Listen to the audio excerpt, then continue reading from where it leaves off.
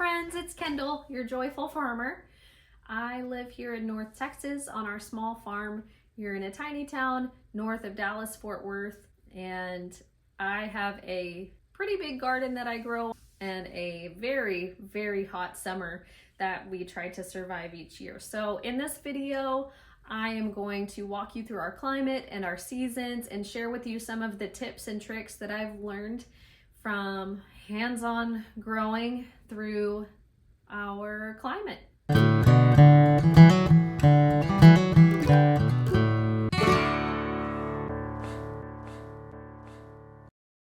So if you live in a different location, but you still have temperatures that get to be above 90 degrees Fahrenheit in the summer, this video will have something helpful for you.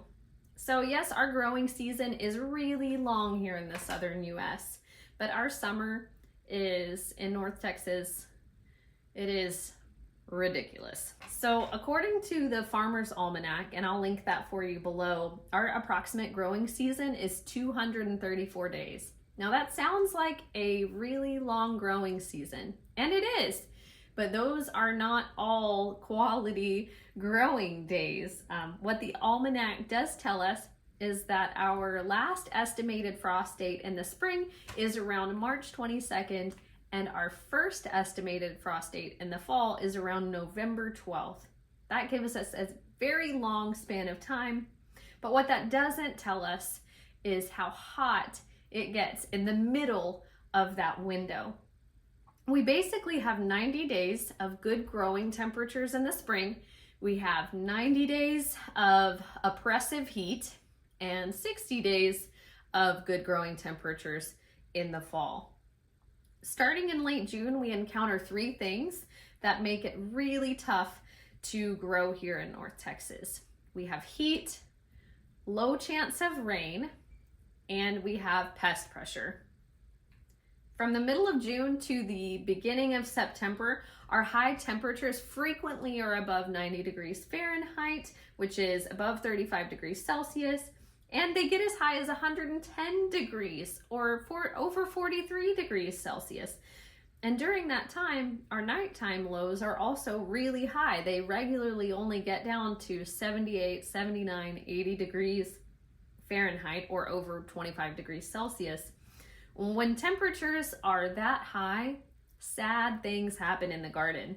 You have cool weather crops like lettuce that get bitter and bolt and go to seed. Tomato and pepper plants actually drop their blooms because it's so hot. Cucumbers get bitter and oddly shaped. And when it's that hot, water evaporates really quickly. If we're lucky, we might get 2 inches of rain over the course of a month in the summer, but that 2 inches of rain will quickly evaporate over the course of 3 or so really hot days. So it's hot, it's dry, and pests. In our area, the pest populations really start to ramp up about the end of June. And to grow through July, August, and September, you have to learn to manage and deal with pests. I deal with grasshoppers, cucumber beetles, squash bugs, cabbage lopers, hornworms, leaf-footed bugs. I'm sure there's more. Wow, so this actually sounds kind of awful. Like, sounds really bad. But no worries, have no fear. I have some tips for you. My first tip for you is to get ahead in the spring. Our springtime temperatures are pretty great. It's a little unpredictable, but they're great. So start early and take advantage of it. I hop on the carousel of seed starting in January. I will start peppers and eggplants 10 to 12 weeks before our last average frost date. For us, that's March 22nd. I will start tomatoes 6 to 8 weeks before that last frost date. I'll also start cucumbers, squash, and melons 2 to 4 weeks before our last average frost date. I direct sow lettuce and root veggies like carrots,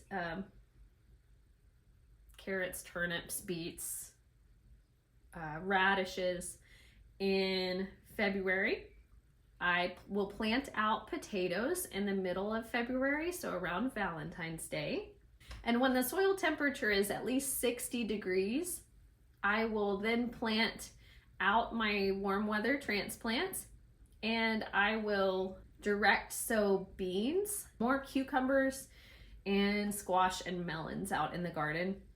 Our spring in North Texas is generally pretty kind. The rain will show up just in time to help you water in your transplants and get them established and to help your seeds germinate. So springtime is really great. So enjoy the spring months, get ahead all you can, harvest everything you can in May and June to get ahead, because that oppressive heat is just right around the corner and it'll be there before you know it. Next, grow heat tolerant plants. If you want your plants to continue to produce food for you in the summer, choose plants that are going to survive and also thrive through the heat and possible drought. Here are some plants that I've found do very well in the heat when the highs start to get in the 90s and above. Cherry tomatoes. Tomatoes in general will drop their blossoms if the temperatures get too hot, but cherry tomatoes I've found will hold on to their blossoms and turn them into fruit a little bit longer than the larger varieties of tomatoes. They also will produce a little bit sooner than the larger variety of tomatoes, which really makes them great producers. A couple of varieties that I like to grow that do really well in the heat are sun gold and yellow pear. Armenian striped cucumber. If you love cucumbers, you'll probably love the Armenian striped cucumber. Now, your traditional pickling cucumbers that you might be familiar with, those plants tend to peter out in the heat when it gets above 100 degrees Fahrenheit, but the Armenian striped cucumber plants do not. They are actually part of the melon family. They are a serpentine melon, and they are delicious used as a cucumber. So you can slice them up and can them as you would pickling cucumbers. You can use them for fridge pickles. You can chop them up and put them in salads. They're just really delicious cucumbers. And they really only require water every 2 to 3 days through the summer to keep producing. Okra. You either love okra or you hate okra, I guess, but okra is a powerhouse when it comes to surviving the heat and the drought. I watered my okra plants this many times this past summer, and they produced really, really well. If you have one okra plant and you keep it pruned down to a main stem, it will produce 1 to 2 pods for you every day. So if you have 14 or 15 okra plants, you're getting at least 15 pods per day through the heat of the summer. So very productive plant. Basil. Gotta love basil for cooking or for chopping and putting in salads. But basil, if you keep the flowers pruned off of them, each time you see a little stem start to flower, if you will pinch that off, it will encourage the plant to keep bushing and keep growing even through the heat. Watermelon. Watermelon does really well in the heat. It does like consistent water. It will produce better watermelon for you if you're watering it at least a couple times a week. But the great thing about watermelon is it'll get even sweeter in the heat. It causes the sugars to concentrate in the fruit, and it's delicious. So watermelon does really well. And a few interesting ones you may not have heard of that I want to share with you. Long beans or noodle beans. They actually originated in Southeast Asia, but they're these long vining plants that will grow up a trellis, and they're kind of magical because the beans just kind of dangle from the vine.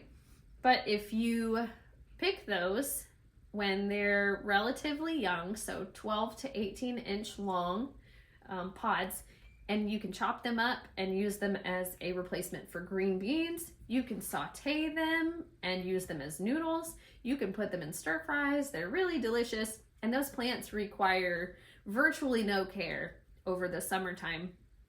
I don't think I watered mine once this past summer. Maybe once. Loofah. I love growing loofah. It's such a beautiful plant and it's just so fun to grow. Its days to maturity is kind of long, so it does take a long time for the plant to actually start producing. I think it's like 120 days.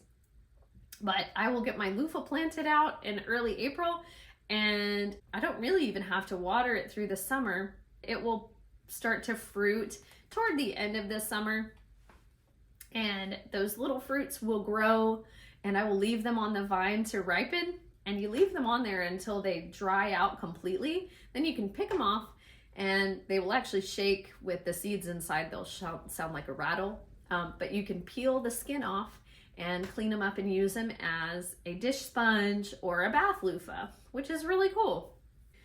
Roselle.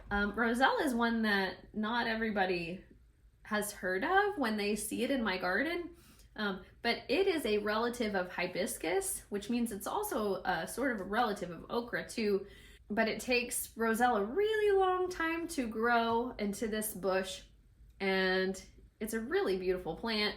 I will direct sow Roselle outside in early April and water it in, let it grow and get established. It will survive the drought with no problems. I didn't water my Roselle at all through the drought and heat this summer. And then when the days start to get shorter in September and the temperatures start to cool off, the plant will start to form this bud, which is this little red bud called a calyx, and it will produce tons of them. And when they get large, you can pick them off and you can use them in a delicious tea. It makes this kind of sour, sweet hibiscus tea. So you can dehydrate them or use them fresh. Roselle is great. Roselle is really fun to grow. Cucuzza is one that's very heat tolerant and pest resistant. You can peel it, chop it up, and use it in tomato-based soups and sauces. It's an Italian delicacy. Malabar spinach is an absolute beast in the garden. It requires no water at all and will thrive in the drought. It has these little leaves that you can pick off and use in salads. And what's cool about the berries is they're not very tasty berries, but you can use them to dye fabric. It's a beautiful plant. Also, I found that, of all things, blue curly kale will survive our summers through the heat and drought, and it will continue to produce even through the fall. So it's really nice to have kale leaves. And same thing with lacinato kale or dino kale. It will also survive our summers and keep growing. And there's eggplant, if you like that sort of thing. I'm the only person in my house who will eat eggplant, so.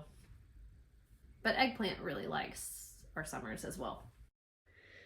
Now, those are not all of the plants that I grow in my garden during the entire growing season. Those are just the ones that I've found do well in our North Texas summers. But if you'd like a more comprehensive guide with seed starting and transplanting dates, I've shared a calendar in the video description below. Next is shade. So use shade in July and August. When the temperatures start to get so hot and the sun is so brutal, I wouldn't want to sit outside in the 105-degree heat in the sun all day. Why would I want to make my plants do that either, right? You can use shade cloth and it will keep your plants happier outside for longer. It will keep the sun from beating down on the foliage. It will keep the soil cooler. It will help the water to be retained better in the soil. Shading tomatoes and peppers actually helps to keep their roots cool and helps them to hold on to those blossoms for longer and produce more fruit for you. What I will do is I will clip up ordinary bed sheets either over my plants, or I'll put them up on the west side of my plants to keep the sun off of them during the hottest parts of the day. So especially the early afternoon into the evening hours. You can also consider putting plants in an area where there is shade provided already on your property. So if there's a structure or if there's a tree line where in the afternoon and evening there's some shade that starts to come over your plants, that can be really helpful to extend the life of your plants in the summer. And for most vegetable plants, 6 to 8 hours of direct sunlight every day is plenty. Next, Some things about water. Of course, water is crucial for the garden. If you live somewhere that you get a lot of rain in the summer, that is awesome for you. Here in North Texas, that is not the case. So we have to do a lot of supplementing with water. Know when to water and when you don't need to water.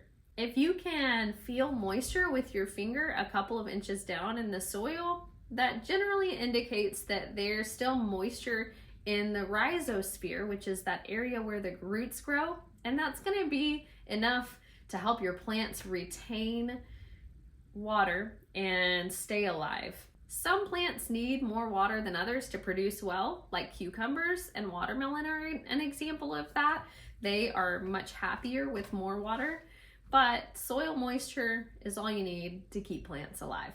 Now, I prefer rainwater, and it just so happens that so does the soil biology. City water can get very expensive, and city water can contain chlorine or chloramine, and those are very harmful to soil health and soil life. But if you're growing on a large scale, I would highly recommend a drip irrigation system to help you keep your plants alive in the summer. Just makes it more convenient and a lot simpler. And use mulch, like lots of mulch. A 2-inch layer of mulch can make a big difference when it comes to the water retention in the soil, and the temperature of the soil can help keep it cooler. I like to use compost as mulch. You can also use hay or wood chips as mulch, and this helps the soil to hold on to the water for longer and helps reduce the need for as much watering. Next, prepare to deal with pests on the fly. No pun intended.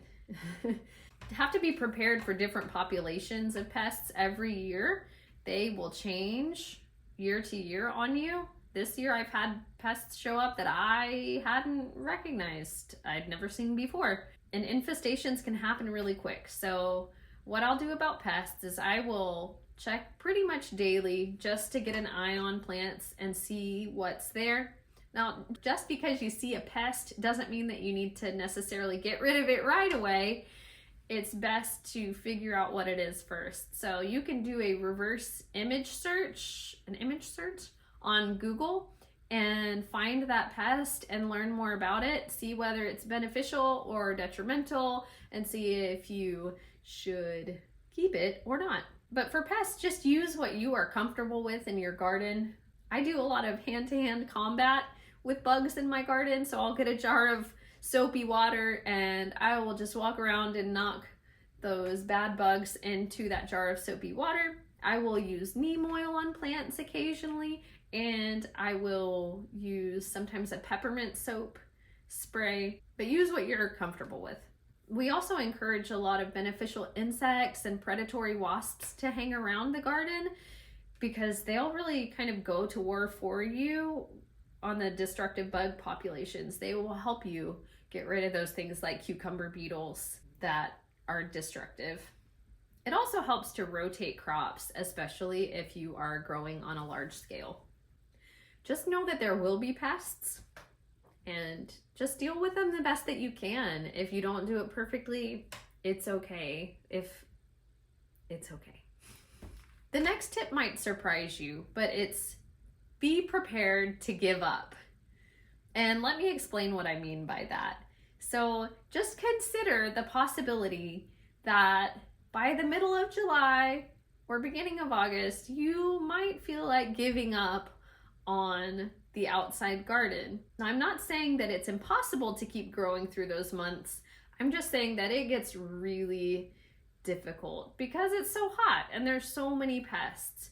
By the middle of July, I'm pretty exhausted from my large garden. So when the time comes, I step back and I kind of ask myself, is it worth it at this point to continue caring for all of these plants? Have these plants already produced for me? Are they nearing the end of their life cycle? Am I just trying to help them limp through so that they can survive through the fall? If they do survive through the fall, what are they going to give me? Is it going to be worth it? There are truly no medals of honor for torturing yourself in the heat. If your plants have already produced for you, it might not be worth it to push yourself super hard to keep plants alive just so that they will produce 2 more little tomatoes for you.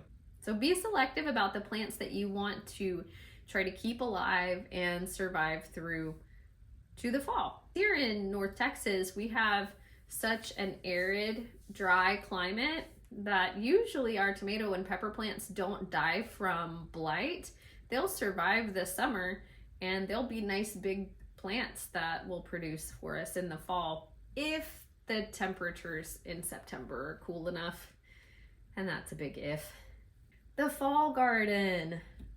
So then there is the rest of our growing season. So that last 60 days or so where our temperatures are livable again. That season can be sort of magical, but also risky. Mid-September through mid-November, we have that 60-day window before our first average fall frost. And the fall garden can be a wonderful thing. Maybe in late July, instead of putting all of your energy into squeezing a tiny bit more harvest out of the plants that you already have in the garden, maybe you could consider starting some brassicas or root veggies inside in July or August that you can plant out when it cools off in September. Brassicas like kale, kohlrabi, broccoli, cauliflower, cabbage, and then you've got root veggies like beets or turnips,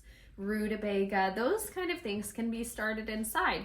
And then when the heat breaks in September, you can plant those out into a fall garden. You can also direct sow carrots and lettuce, radishes as it starts to cool off in September. The challenge with that is keeping the seeds cool and moist enough to actually see good germination. But if you can have established plants in the garden in the fall, it makes your life really easy. For us, the big challenge is those baby plants that we put outside, helping them to survive the grasshopper population that's out there. The grasshoppers always seem to get to at least some of my fall seedlings, unless I cover them with some sort of netting or a cloche.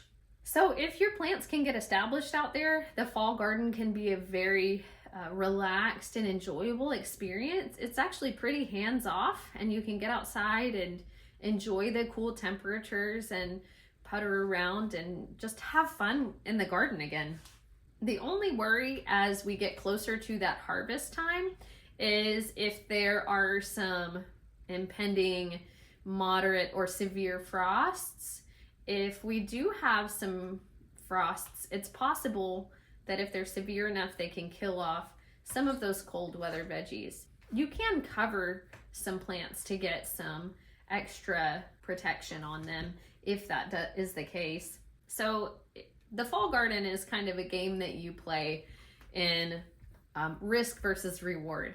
So you just want to try and choose varieties that you're going to be able to harvest within your window before the first average frost. So if I have 60 days until my first average frost, and this variety of broccoli is a 55-day variety, that means that I'm likely to get a harvest off of it, which is awesome if I transplant it out in time. So just check the number of days to harvest on the back of a seed packet to see how risky it is to plant that variety. And you might be willing to take a risk. But even when the frost does hit in the fall, it's truly not the end. Like, there are some of the cool weather veggies like kale and rutabaga that taste even sweeter after they are frost kissed. So it's not necessarily a bad thing. And you can cover your vegetables into the fall and as needed over the winter. You can even overwinter a lot of cool weather veggies here in North Texas. Out in my garden right now, I have kale that's just uncovered and it's doing great, and it's December. My last piece of advice to you is to experiment and embrace failure. Don't be afraid to try things and test theories that you have. You might actually find a way to manipulate your conditions and help your plants. The best way you can learn is through hands-on failure and hands-on success.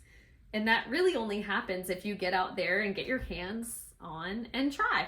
And don't be afraid of failure. Like, I remember being so afraid of killing plants as an early, and it still makes me sad, but it's okay. That's how we learn. We harvest the lesson from that experience, and we keep going and we move forward. So there you have it. Those are my tips for growing despite a really hot summer.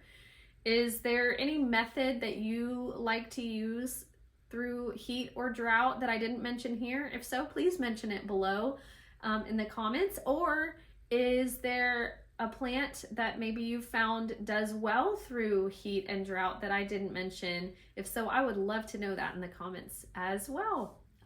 Thank you so much for watching. I wish you joy on your journey, and I'll see you next time.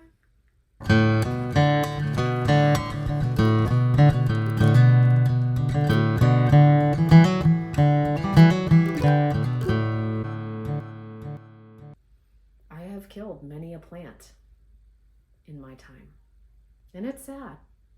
But if you're growing annuals, they have a finite lifespan in your climate.